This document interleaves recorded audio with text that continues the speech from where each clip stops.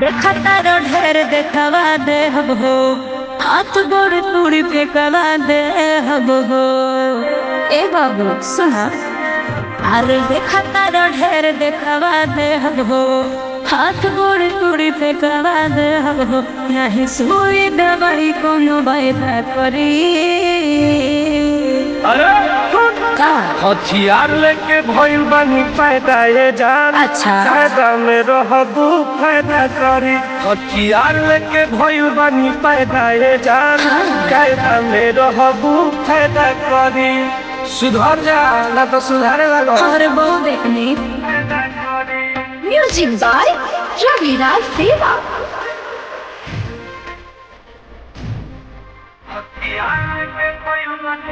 बाबू बाबू बोली भाई बड़का रंगदार हो।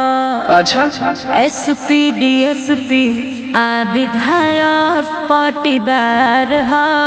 कोनो फर्क नहीं के। और पड़ जाएगा भले सीधा साधा छवि हमार बड़ुए, बाकी मर्जी हमारे सरकार बड़ुए। पहले हमारो बारे में जाके जात परी।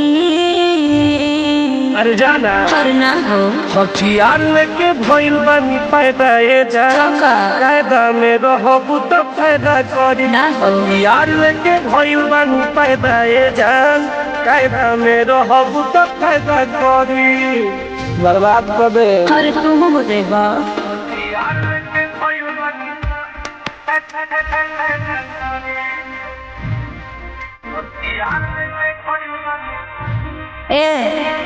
एनी टाइम एनीवेयर बनी तैयार हो।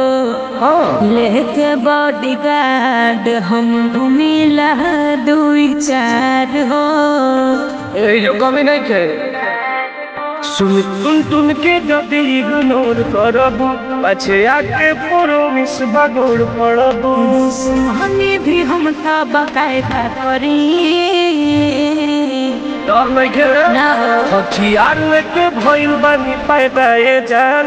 कायदा में रहबू तो फायदा करी।